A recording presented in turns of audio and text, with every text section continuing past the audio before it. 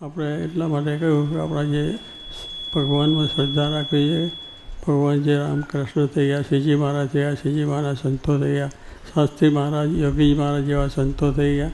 એમાં આપણને શ્રદ્ધા હોવી જોઈએ કે એ જે વાત કરી છે, એમને જે વાત કરે છે એ આપણા કલ્યાણ માટેની છે, આપણા સારા માટેની છે. પણ એની વચ્ચે જો આપણો મનુષ્યભાવ હોય કે આવું તો ઘણું બોલ્યા કરે, પણ એમ કંઈ થતું છે.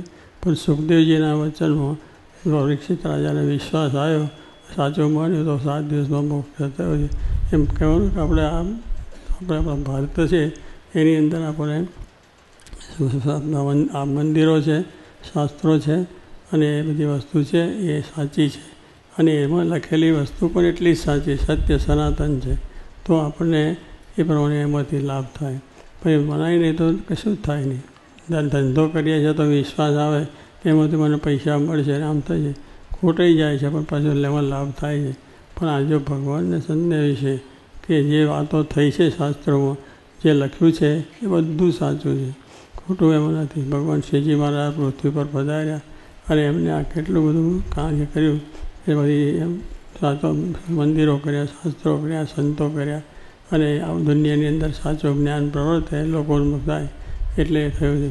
રામ આવ્યા, કૃષ્ણ આવ્યા, બધા ભગવાનના અવતારો થયા અને આવા શુક સંકાદિક જેવા સંતો થયા. એમને આપણે વાતો કરી છે એ એટલી જ વિશ્વાસ આવશે તો થશે. વિશ્વાસ તો આવે તો, વિશ્વાસ ના હોય તો કામ થાય નહીં. શ્રદ્ધા હોય તો કામ થાય, નકર ના થાય. કારણ કે આપણે શ્રદ્ધા જ ના હોય તો શું ગમે એટલું કરીએ તેમાં કંઈ થાય નહીં. તો કહેવાનું શ્રદ્ધાએ સહિત ને ઈર્ષાએ રહિત આપણે આ સત્સંગ કરીએ, આ વાત સાંભળીએ અને એ પ્રમાણે વર્તીએ તો જ આપણું સાચું સુખ ને સાચું, તો પછી સાચા સુખને માટે એટલે આપણો જે મોક્ષ શું છે કે આત્મા અને પરમાત્મા, આત્મા છીએ આપણે. આપણા આત્મા મળતો નથી, નાશ પામતો નથી, એની કોઈ જ્ઞાતિ નથી, જ્ઞાતિ નથી, જાતિ નથી, કાંઈ જ નથી. આપણે જે જાતિ જ્ઞાતિ બધી માની બેઠા છે પણ એ છે જ નહીં. આત્મા એટલે એ તો ચૈતન્ય વસ્તુ છે. એ આત્મા આપણું સ્વરૂપ છે અને એ રૂપ આપણે માનીને જે એનું જ્ઞાન ક્યારે થાય કે આપણે આત્મા છે એ સાચા સંતની વાત કરી તે જેવા મળે તો થાય. જેમ જોગી મહારાજ કહેતા કે એમને પોતે જે અમથું એમની વાતોની અંદર પણ ભગવાનની જ વાતો હોય અને એમની ગુરુજી વાતો તો એ હોય તો એ વાત સંત મળે તો આપણું કામ થઈ જાય. તો કહેવાનું છે કે એમ આપણે જોગી મહારાજ કીર્તન પણ ગાતા હતા કે એમને સાધુ ભલાની વાત કરતા હતા. હાજી ભલા સાધુ, એમને બહુ કીર્તન ગાવાને પોતે બોલતા હતા. હાજી ભલા સાધુ એટલે એમ જરા અલમસ્તી હતી એમની પાસે. જોગી મહારાજ તો જો તો અલમસ્તી હતી, એને કોઈ આ જગતમાં સુખનું માન થાય, અપમાન થાય, ગમે તે વસ્તુ થાય તો એને કોઈ દિવસ ઉદાસતા નહીં અને કોઈને વિશે કુભાવ થાય નહીં, બધાનું સારું થાય. આખી દુનિયાની અંદર હોય બધાનું સારું, સૌનું ભલું થાવ એવો એમનો ભાવના હતી અને એવી અલમસ્તા. તો એવા સંતો આવ્યા છે અને એવા સંત જો મળે તો આપણું કામ થાય.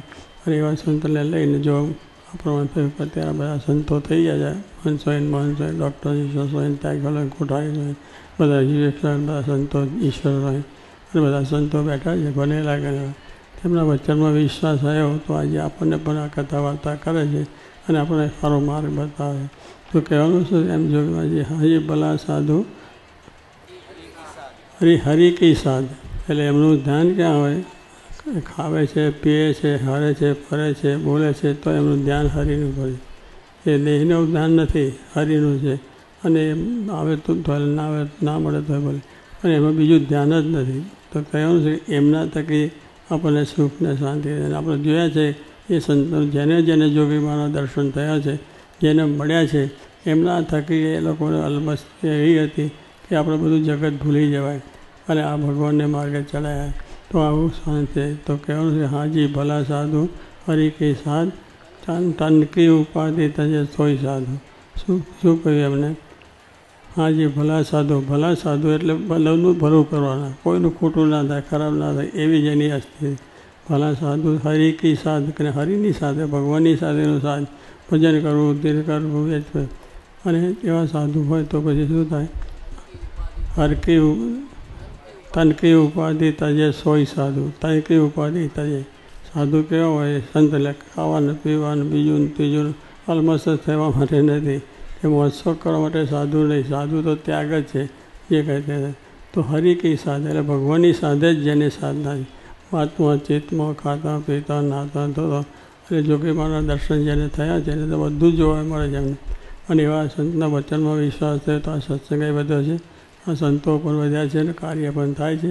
શાસ્ત્રી મહારાજ એવા પણ શાંત હતા કે જેમને આ પ્રમાણે દરેકને આખું જ્ઞાન અક્ષરને પુરુષોત્તમનું કર્યું અને અક્ષરના પુરુષોત્તમ જ્ઞાનને આજે છે એ જ્ઞાન પણ શાસ્ત્રોક્ત છે. તો એ પ્રમાણે એમને આ મંદિરો કર્યા અને મંદિરો કરીને સાચું જ્ઞાન કે આત્મારૂપ થવું પુરુષોત્તમનું ભક્તિ કરી. ગુણાતીતાનંદ સ્વામીએ વાત કરી છે કે આપણો દેહ શા માટે મળ્યો છે.